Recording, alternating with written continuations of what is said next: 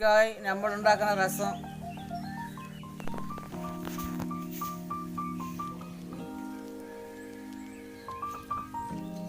ഇത് മല്ലിച്ചപ്പ്, കറിവേപ്പില, നല്ല ജീരക, വെളുത്തുള്ളി, കുരുമുളക്, മല്ലി.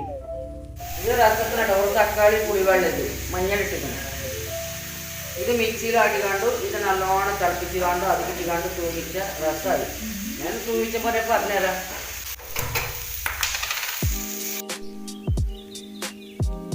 അപ്പോൾ രസം റെഡി ആയിക്കണം.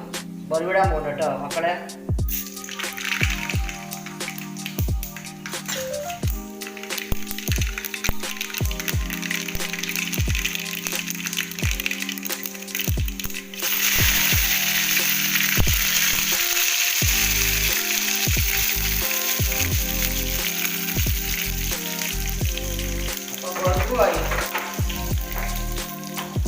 അപ്പോൾ ഇന്നത്തെ രസം റെഡി.